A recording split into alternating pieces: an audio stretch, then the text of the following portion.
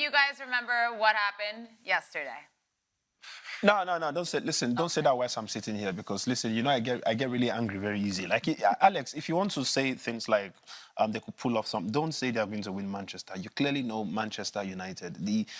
We are not joking this season. Brighton, these guys. It's just a money laundering scheme. It's a player laundering scheme, man. They're not going to do anything to Manchester United. Trust me on that one.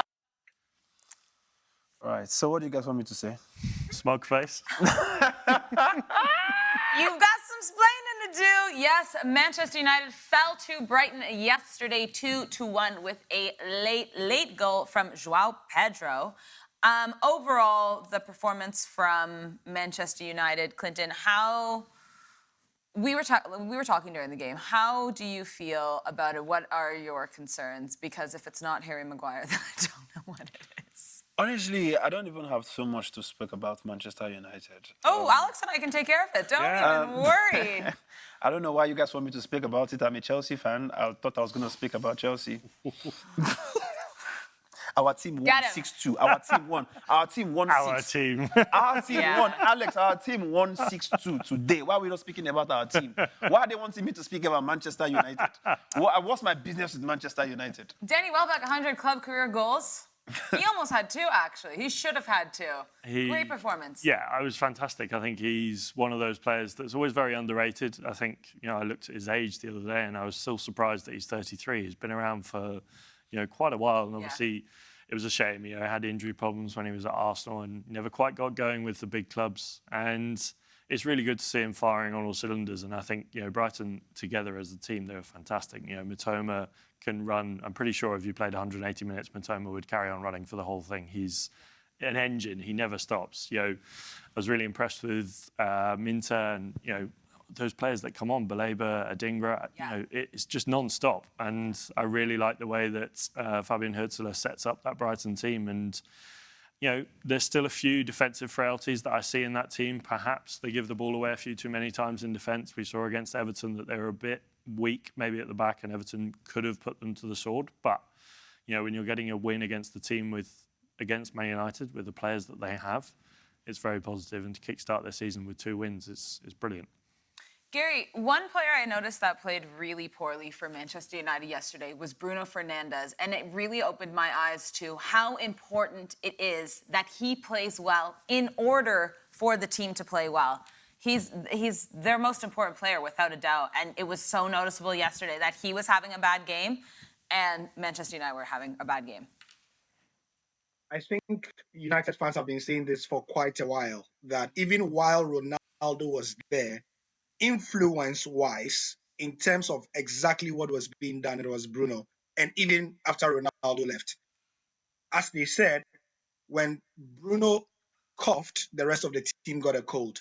And we saw that yesterday. They had a massive cold yesterday.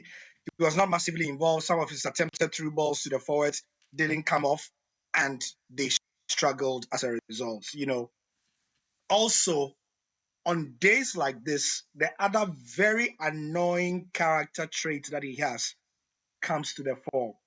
Pointlessly moaning at the ref in games. It's so annoying. It's so annoying. A player of his quality, of his, you know, he shouldn't be doing that. And we saw that a lot when he did that after Brighton went ahead. And then, you know, surprisingly, he was substituted when his influence just seemed to be starting to grow. So, yeah. That's pretty much it, I guess. Clinton, why aren't they starting Matthias de Ligt? Sorry? Why aren't they starting Matthias de Ligt? That is a question that the truth is, I don't know if... you see, you know, each time I want to speak this kind of thing, I'll say somebody's pissing me off. At this point, even I don't know who's pissing me off now in Manchester United. When I even remember the fact that we had a goal and our own player had to cancel the goal. I felt sorry for Xerxes. You know, you could see he didn't mean... No, obviously he didn't mean it. But he was one of your better performing players. Like, he has the sauce. Like, I mean, that's an unfortunate event, but I think, like, people speaking right now on YouTube here, we have Xerxes miraculously turned a goal into offside. Xerxes, the new Lukaku, zero respect. He was one of the best players for Manchester United on the day. It was just unlucky. Nah, listen, you see... I see sexy. I don't want to say sexy. Zegzi. I see That's a him nice as name. I like it. I like it. Sexy. Joshua Zeg- Sexy. Joshua Sexy. Sexy is sexy. I mean, imagine girls gossiping him. They'll be like, "That sexy guy is actually sexy." Right?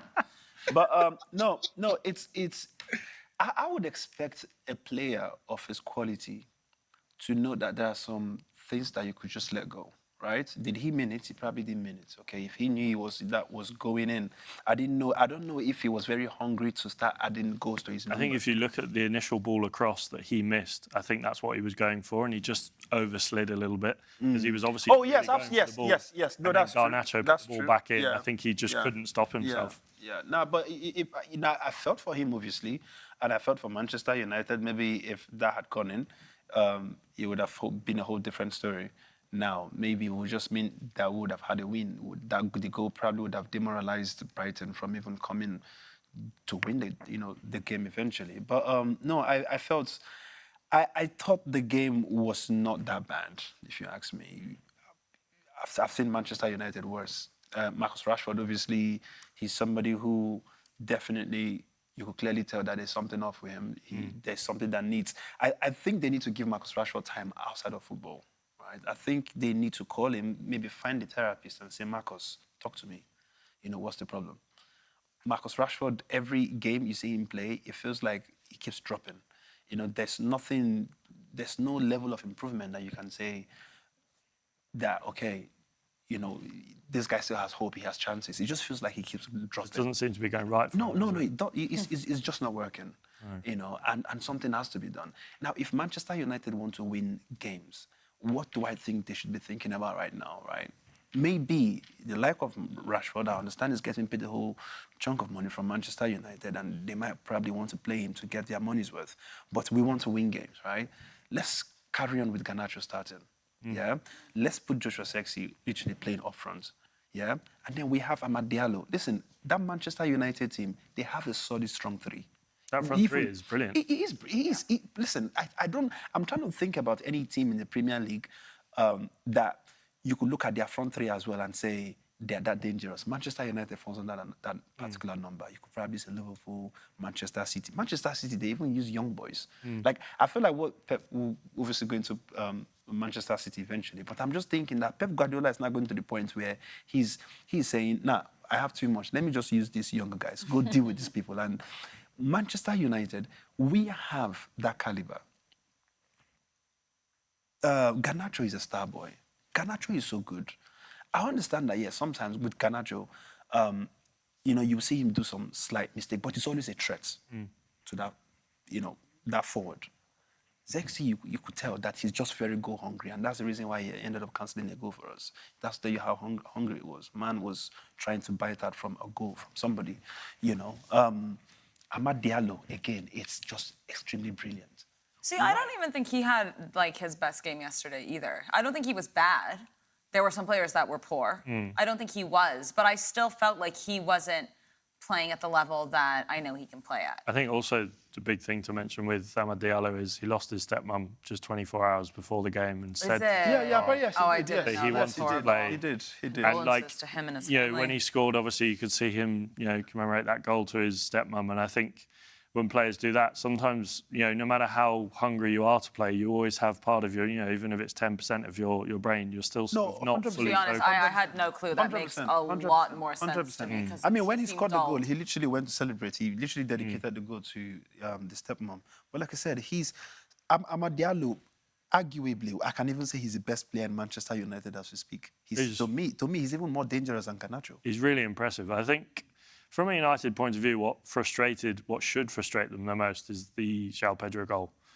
How on earth can you leave 2-3 players unmarked at the back post? See, that... If I look at a paused image of the pitch then, and there's 2, maybe 3 players that could get a header, the cross could have maybe put it 5 yards back, or he could have got it horribly wrong and still got it to someone, because there were 3 players opening the box. Oh, there were literally 3 players at the back. And there was no defender. There was nobody behind them to say, three, like you said, one person would have missed it, the next person would have scored it. That's the sort of second stuff you person see would have missed it, the third one would have Yeah. found a way to score the goal. Where are our defenders? Where were they?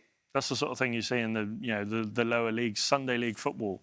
This shouldn't be something that Manchester United in the Premier League are doing. Leaving one player is bad enough. Yeah. Leaving three players No, open it's- in the box Oh, This is Manchester unheard of. United. It's horrible defending.